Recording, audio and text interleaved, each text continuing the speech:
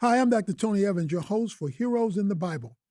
If you've enjoyed this podcast so far, please share it with your family and friends and help us spread God's word. Welcome to the epic adventure of David, a story of honor, battle, jealousy, darkness, friendship, love, scandal, and murder. While most people know of David the myth, few know about David the man. In this episode, David takes a leap in the wrong direction. Fear of Saul drives him out of Israel and into the arms of the enemy. He makes an alliance with the Philistines built on a foundation of lies. We will have been with our hero long enough to know lies are a shaky foundation, causing everything to crumble eventually. His poor decision, as calculated as it seems, will corner him between a rock and a hard place. What will David do when faced with two equally devastating options? How does his future king act when there seems to be no way out? This episode will focus our attention on the theme of grace. When David fails and has no way out, will God come to his aid or leave him like he left Saul? This story begins with a prelude, but it is not taken from a different time. Rather, this prelude takes place while David and his men are moving out of Israel. We will follow Saul into the dark underbelly of Endor. He seeks comfort in the den of a witch. As you may have guessed, comfort is the last thing he will find there. Nothing is easy in this episode, although it may seem easy at times. As we listen to David's journey, be reminded that lies always have a cost.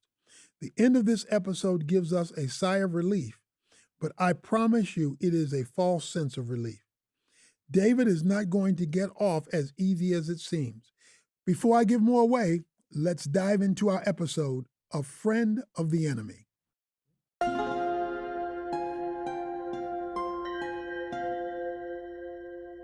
Prelude to Chapter 15. Silence. For all his inquiring, searching, and praying, he was still met with a maddening silence. The heavens were closed off to Saul, and all that remained for him were the chaotic voices of his own demons. He beat his fists against his chest and cried out at the stars. Falling to his knees and weeping, he looked upwards. He prayed into the vast universe, but his words dissipated into oblivion. His arrogant and prideful inquiries would receive no response from God.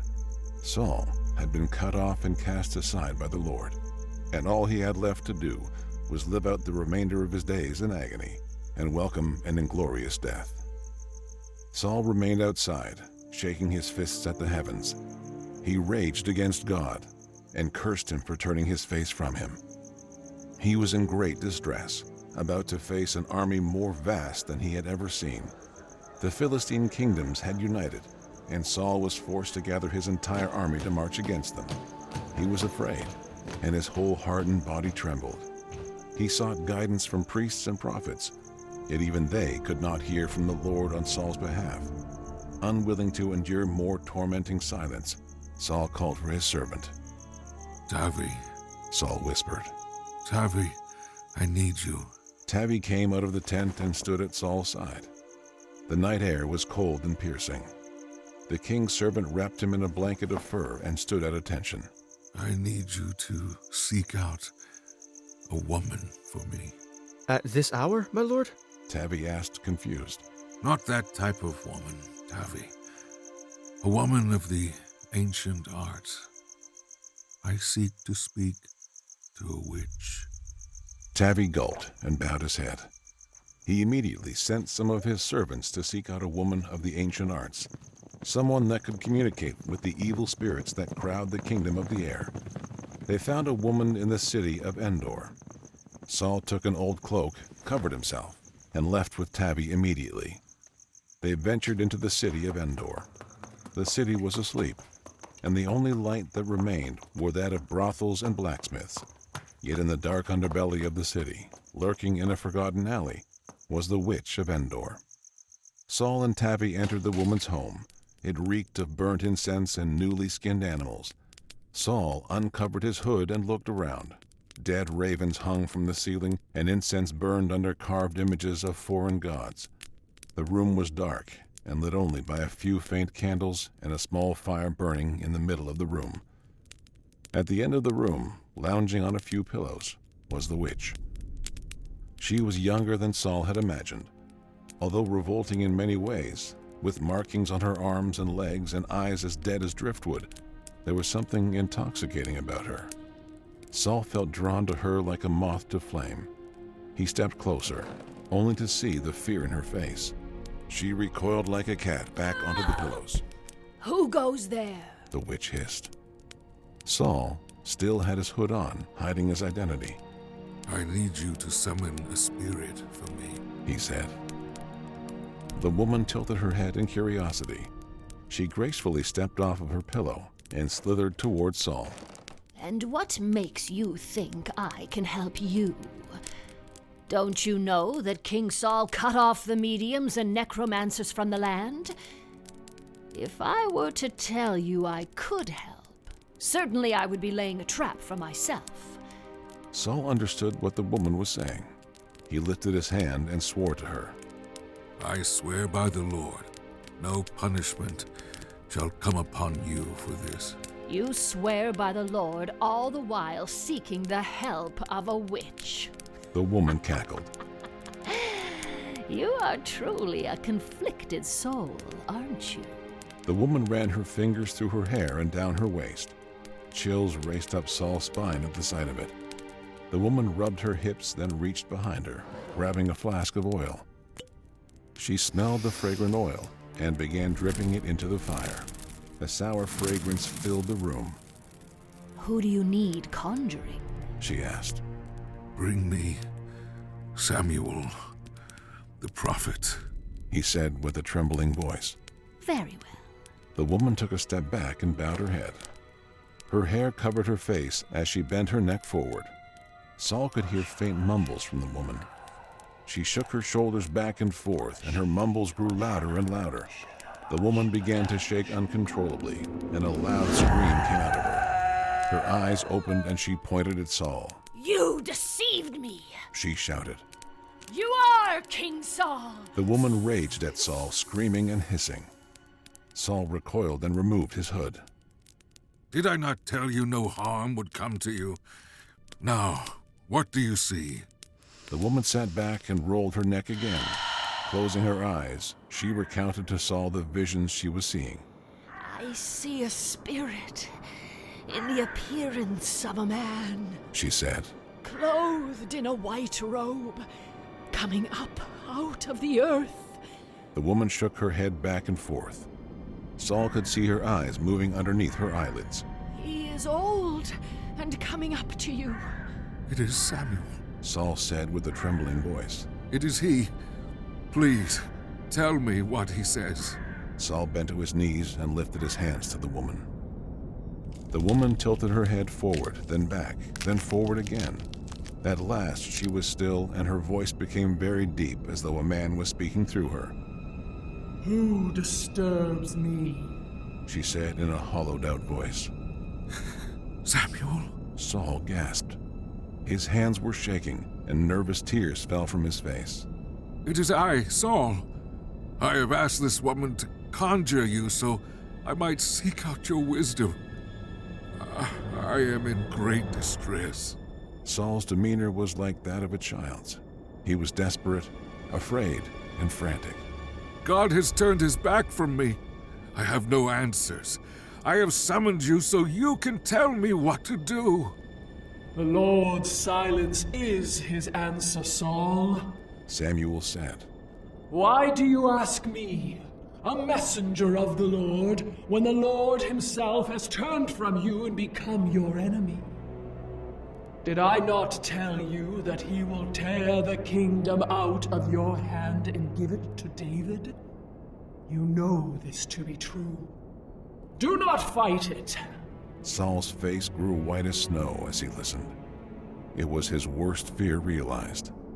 Before he could speak, the spirit of Samuel continued, saying, Because you did not obey the Lord, he will give Israel into the hand of the Philistines. Tomorrow, you and your sons shall be with me. Me and my sons will be with you? Saul gasped. Samuel, what is my fate? What will happen? Saul fell to his face on the ground. His body was sprawled out and prostrated before the witch. He was trembling and ghostly in appearance. The witch was snapped out of her trance, only to see Saul laying face down on the ground. Let me get you something to eat. She said. You do not look well. No, Saul said. I will not eat. He propped himself back up and stood to his feet. He gestured to Tabby, who was sitting in the corner of the room. We will be going now. Perhaps you should eat. Tabby said. Rest. For if we are to prove Samuel's prophecy wrong tomorrow, you will need your strength. So Saul ate. He mindlessly stared at the fire, thinking about Samuel's words. Tomorrow he would march against the Philistines. He feared that his final breath would be released out on the battlefield tomorrow. Yet there was nothing he could do to stop it. Chapter 15. A Friend of the Enemy. The desert wasteland was cruel and unforgiving. The heat of the sun beat down on the back of David's neck, yet he remained steadfast on his course. His men and their families marched behind him, quietly and reluctantly following. Saul's last attempt on his life had been the final straw. David would no longer remain within the borders of Israel, only to be hunted like a dog. It was time for him to move into a land beyond King Saul's reach, the land of the Philistines. Joshua walked beside David, trying to keep up with his fast pace forward. He, like many others, questioned his decision to leave Israel and venture off into enemy territory. David and his men had killed many Philistines, and they feared an aggressive welcome.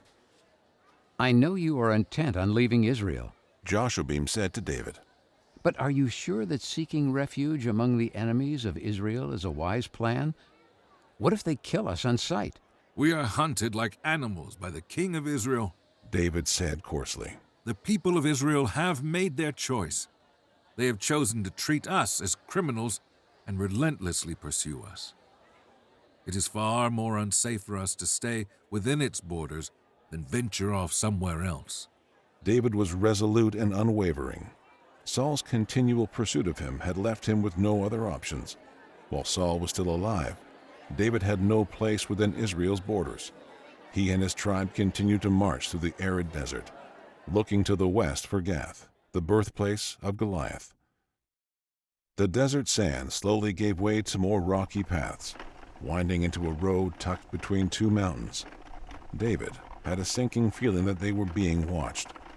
A company as large as his would not slip into the borders unnoticed. They had to be cautious and on guard. An ambush may be just around the corner. David whispered to Joshua. Be on alert and keep your spear close. David led his people through the ravine towards the large city of Gath. David remembered the city well. Its buildings were coarsely cut out of stone and stood taller than most of the structures in Israel. The people of Gath were obsessed with making their city large, even at the cost of beauty and utility. It was a roughly put-together city, with strange alleyways and rough structures. The ravine came to an end about half a mile from the city. The exit was in sight, and David halted his company. He waited for a moment, listening for any shift in the stones above him. Finally, after a few moments of silence, David heard the shifting of rocks to his left. He drew his sword and yelled, Brace for attack! His men drew their weapons, and a Philistine horde emerged from behind the mouth of the ravine. The men formed a wall in front of the women and children, and David rushed to the front with his sword drawn. As the Philistines advanced, David ran forward. He raised his hands high in the air and fell to his knees. The gesture surprised the Philistines, and they immediately ceased their attack. David dropped his weapon and yelled, Wait a moment and listen! I am David. You know me as the Giant Slayer.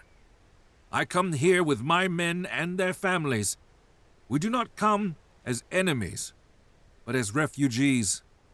Please, let me speak to your king. You may bind me and take me to him if you wish. The men approached with their spears still pointed outward. David looked back at Abishai. You keep them safe until I return, he whispered. Abishai nodded and had the men put down their weapons. The rest of David's people watched as he was bound in rope and escorted away by the Philistines. Fearful, they retreated back behind the mountains and awaited their leader's return. David was escorted into the borders of Gath. He had been there once before when fleeing for his life. He had feigned madness to get himself out of trouble, and he feared that King Achish's first impression of him would prove harmful to his case. Yet with faith, David allowed himself to be taken. It would be the only way to gain favor from the king of Gath. Once again, he was ushered into the palace of King Achish. Furs decorated the stone walls, and fires were raging in all four corners of the hall. It was warm and smelled of burning meat and spilled wine. King Achish sat at his throne, leaning over intently as David entered the room bound in ropes. Like most Philistine kings, Achish was large and battle-worn. Years of warring against surrounding nations for territory had hardened his body and his heart. David knelt before him humbly. He knew he had a lot of work to do to get Achish to trust him, so he began with a simple plea. King Achish, David began, live forever. May the God of my forefathers bless you for your kindness in releasing me when we last met. I was not in my right mind. Achish stood to his feet. His large strides vibrated the ground beneath him as he stepped down to David. You were a raging lunatic when I saw you last, Giant Slayer. Achish said, Yet now you stand before me in your right mind, and with a small army camped at my borders. Tell me, which David am I speaking to? The commander or the madman? David continued to look at the ground, refusing to meet Achish eye to eye. Neither, my lord, He said, I come to you as a servant and a refugee. My men and I have spent months in the wilderness being pursued by King Saul. He seeks my life, so we fled here. We know you are in many border disputes with other nations. Allow us to reside here, and we will serve you well. I already have men protecting my borders. Achish scoffed. Why do I need you? Because I have fought against your men, King Achish. Your army is vast, but lacks the skill my men and I have. Allow us to dwell in the countryside, and we will prove to be useful. David was now looking up at Achish. Their eyes met, and Achish was able to determine the honesty in David's voice. Shall I spare the man who has killed my people and allow him to live in my kingdom? Achish said with a firm voice. What kind of king would I be if I allowed you to go unpunished? You would be a wise king, my lord. You know that there is no army you have under you as skilled and fierce as mine. Allow us to make raids for you and protect your borders. All other Philistine kings will fear you, for you were able to tame the giant slayer. There was a long pause. David knew the next question Achish would ask. It was a question that David had pondered himself many times when fleeing from Saul. Achish leaned over and asked, Would you be willing to fight against your own people under my command? Yes. David replied without hesitation. King Saul has made many attempts on my life. He has threatened me, my men, and our families. Our loyalties are severed from Israel. David lied. However, he had a plan and needed Achish to trust him. King Achish pondered David's words. He stroked his beard and gestured for his guards to unbind him. Very well, Giant Slayer. Since you have killed my last champion, Goliath, I have been in need of someone to raid and protect the borders of Ziklag. It is a herding country and vulnerable to other nations. Dwell there and secure the area on my behalf. David bowed in homage to the king, then left. As he was exiting the large wooden doors, King Achish stopped him. And Giant Slayer, I and the other Philistine kings have not forgotten all your bloodshed towards our people. I will be keeping close watch on you. David nodded, smiled, and departed the city, back to the mountains where he had left his men. There is no way I am serving that uncircumcised monster of a king! Shammah yelled. The young man was passionate and angry at David for brokering such a deal. The others were outraged as well. David stood at the fire with Shammah, Joshobim, Eleazar, Abishai, and Benaiah. He often held counsel with them before making a decision. This time, however, he would be immovable in his decision. I must agree with Shammah. We have fought these Philistines and lost men. They are our enemies and cannot be trusted. Benaiah said quietly. Benaiah was young, but had quickly become the most trusted follower of David. He had been made captain over the night watch and David's personal bodyguard. Who is to say he won't turn on us? David nodded in consideration. I understand your protests, faithful men. Trust me, I do. However, we are clearly in more danger within the borders of Israel. Saul moved 3,000 of his men from Gibeah to march against our 600. 3,000! When I saw how many men Saul was willing to mobilize against us, I knew we were no longer safe near Judah or Israel. Besides, I have a plan to raid the enemies of Israel and bring the plunder to Achish. We can strike down the Geshurites, Gizites, and Amalekites and tell the king that it was against Israel. This keeps Israel protected from its enemies and us in the good graces of the Philistines. As long as we bring back plunder, they will be none the wiser. The men began to come around. David leaned in even more and whispered, If I can get Achish on our side, he will defend us to the other Philistine kings.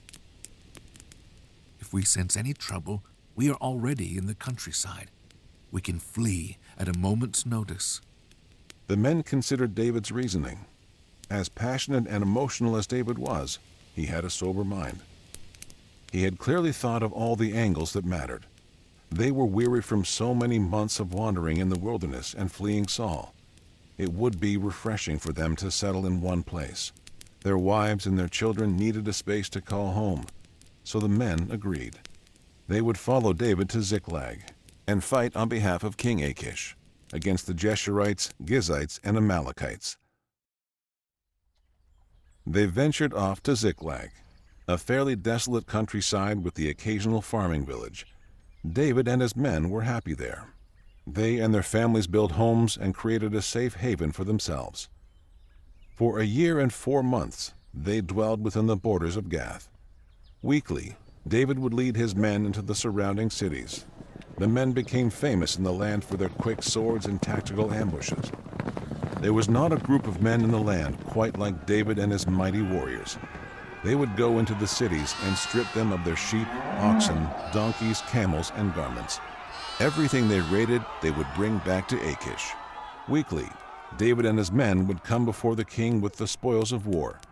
Achish would grin from ear to ear and yell, My warrior David, where have you made a raid today? David would bow and respond with, Against the Israelites. or, Against the tribe of Judah. but they were all lies. David was fighting against the enemies of Israel and raiding their cities. This kept the people of Israel safe and King Achish rich. David and his men were silent defenders of Israel, striking down their enemies before they even had a chance to march up against their borders. Thousands died at the hand of David and his mighty men, and the people of Israel were completely unaware of their defender. And Achish trusted David completely. With each passing day, the king of Gath grew more wealthy because of David's exploits. He reveled in his newfound friend, and the army of outcasts had finally created a place for them to belong. It was early morning, and David was scanning the rich fields of sheep grazing on the rolling hills of Ziklag. It calmed him to watch the shepherds tend to their flock. It reminded him of more innocent times before raids, wars, violence, and politics. He breathed in the crisp morning air, taking in the smell of wet grass. He breathed out a sigh of praise to God. It had been a year of rebuilding his men and his family, rebuilding a faith in God's calling over his life, and rebuilding confidence in himself after months of being pursued by Saul. Added to this, he was able to protect Israel and gain wealth by attacking their enemies. He was able to keep his people safe, while also prospering in the land of the Philistines. David was content in many ways and felt truly blessed, for now. David stood up, stretched, and made his way back to his village. He walked down the hill into the stretch of land that he and his warriors had built upon. They had built homes, dug wells, and fences to keep their livestock. They had planted gardens and fields of wheat for food, and barracks to keep their weaponry. Ziklag was an oasis flowing with favor and wealth. David marveled at the faithfulness of God. He and Abigail enjoyed their lives together with enough food, water, wine, and friendship to last a lifetime. All seemed at peace. David entered his home, and the savory smell of stew and bread was wafted in from the fireplace. The pot and bowl were waiting for him, so he scooped some into his bowl and began to eat. Not even 2 bites in, there was a knocking at the door. Abigail opened it to a distressed Abishai. He was fighting to catch his breath after running to him. My lord, David. Abishai gasped for air. I need to speak with you. David stood to his feet and had Abishai sit. He refused and lifted his arm. We are in trouble. Israel is in trouble. What is it? David asked swiftly. Tell me now. The Philistines are marching up to attack Israel. The Philistine kings have combined their armies to march up against Saul at Aphek. They have done this before. David said matter-of-factly. We have done all we can to protect Israel. Are you saying we should come to their aid? No, David. You do not understand. King Achish has requested that we march up with him to join the other kings and fight against Israel. David's stomach dropped when he heard the words leave Abishai's mouth. He sat back and grabbed his long hair. What have I done? He whispered to himself. What am I going to do?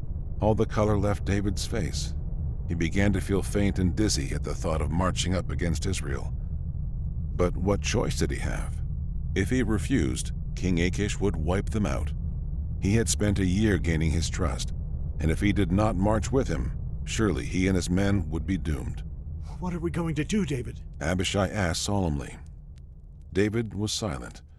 All the line to King Achish had finally caught up to him, and now he was faced with a decision that could alter the history of Israel. Would he march with the Philistines to destroy Israel? Or would he refuse and be slaughtered by the entire Philistine army? David said nothing. He gripped his hair tightly and shook his head in dismay. Leave me, he whispered. But David, we need an answer now. I said leave! David shouted. You will have your answer, now go! And tell no one of this until I have found you. Abishai bowed and left without another word. David stood up, strapped his sword to his back, and left with the door slamming behind him. He climbed the hill overlooking the village and sat on a stone. The cool morning breeze was still cool and refreshing. David closed his eyes and listened for the voice of God. He needed direction. Any decision he could make seemed to lead down a bad path. David was so accustomed to choosing between a good decision and a bad one. Until now, he lived in a world that was black and white. All choices were between evil or good, righteousness or wickedness, life or death. Yet now, he was faced with 2 terrible decisions, in which both could lead to utter humiliation and destruction. Finally, David knew what it was like to be a king. He prayed to God for guidance, yet no voice responded. He was left with the chaotic ramblings of his own mind. He stood to his feet and left the mountain. A decision had to be made, and David trusted that God's mercy would follow him either way. David retrieved Abishai and Benaiah. With a somber yet resolute tone, David lifted his eyes and said, We march tomorrow morning with the Philistines. Gather the men. Do not ask questions. I trust the Lord our God will deliver us. So the men gathered themselves and marched behind King Achish and his army. They trudged along the countryside, silently anticipating what was to come. David held his head low, lamenting that he may have to shed blood against his fellow Israelites. The allied Philistine army was as vast as the sea itself. Thousands of men were stationed across the plains of Aphek.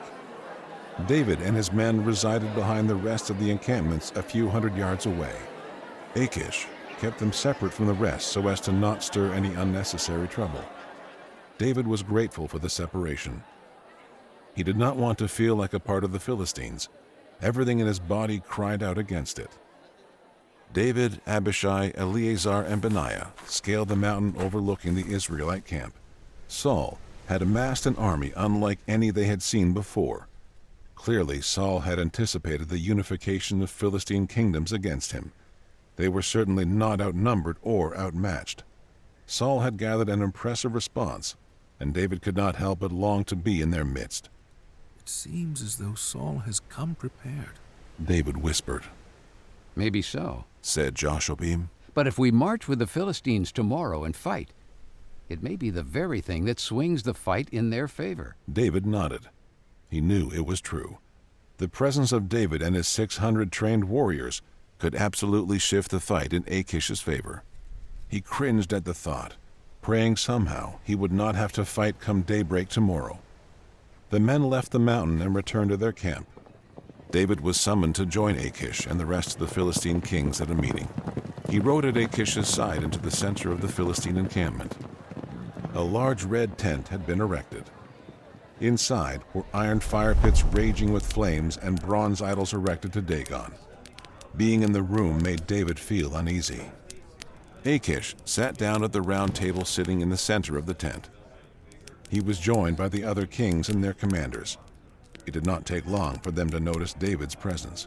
What is he doing here, Achish? Isn't this the giant slayer? One of them asked. He is, but he has offered his services to aid our battle. Achish said, slapping David's back and smiling. I trust him with my life. He has been raiding the Israelites for over a year now on my behalf, and has not failed me yet. David forced a smile, feeling an intense amount of pressure in his chest. One of the kings drove his dagger into the table and yelled, I want this man and his small army out of here. He spat and raged at Achish. He may have made you rich, but he is still an Israelite dog who cannot be trusted. The others murmured in agreement.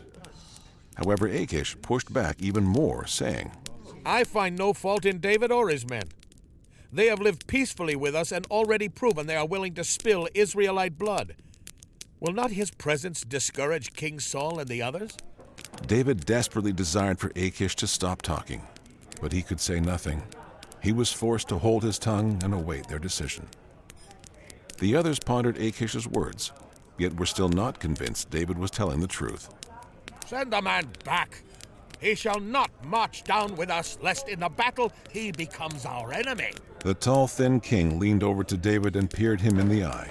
I know of your devotion to your God, King David. I know you could not reconcile yourself before your God if you spilled Israelite blood. I will not have you turn on me and my men just because you couldn't live with the guilt. The Philistine king's words were cutting and true. There would be no way David could reconcile himself before God if he spilled the blood of his children. Another Philistine king agreed and said, Have you heard the songs they sing about him, Achish? Saul has killed his thousands, but David his 10,000s? Who do you think those 10,000s are? They are us! This man has been made famous in Israel by slaughtering Philistines. We must not have him fight with us. The rest of them began to murmur and complain. Achish finally had enough and rose his hand. Enough, he said. I will send him back. Achish took David by the arm and led him out of the tent. The king sighed and shook his head. David, I know you are an honest and loyal man. You would have marched with me and come to my aid. Oh, how I long to fight alongside you in battle, my friend. But alas, I must respect the other lord's wishes. Go back now to Ziklag. I fear the land may be vulnerable to attack with all of us gone anyways. Be careful, my friend. Rise early in the morning with the servants of your lord who came with you, and start early in the morning, and depart as soon as you have light. Achish embraced David tightly. The hug was more than David could bear. He could feel the trust of the king, and it crushed him. He had been lying all this time to a man who seemed to be good deep down. David was conflicted. He shook Achish's hand and retreated back to camp. On his way back, David stopped and fell to his knees. He gripped the dirt below him tightly and closed his eyes. His entire body was shaking, and he could no longer hold back his tears. The hero of Israel wept bitterly on the ground, unable to console himself. He buried his face in the dirt, crying aloud to God for forgiveness.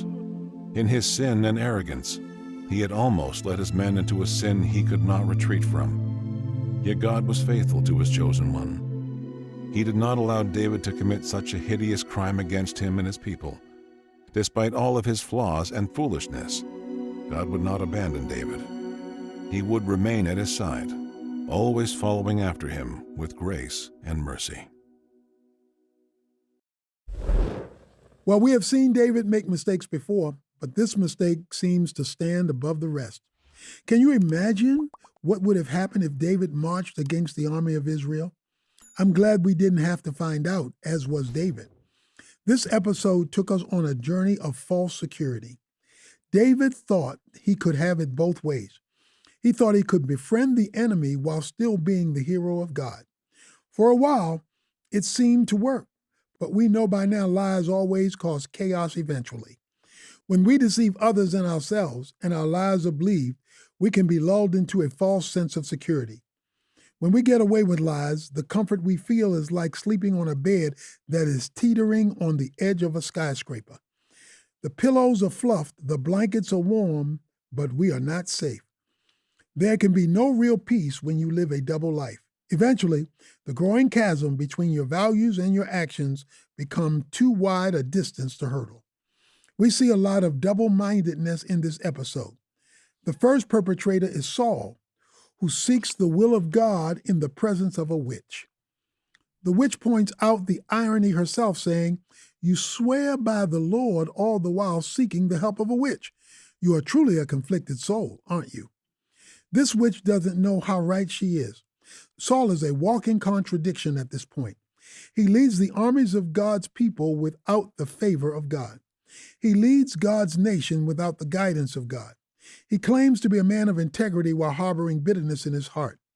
Saul's very presence in Endor speaks to his confusion, and at the same time, it gives us clarity. We are not sure if who Saul speaks to through the witch is actually Samuel or not.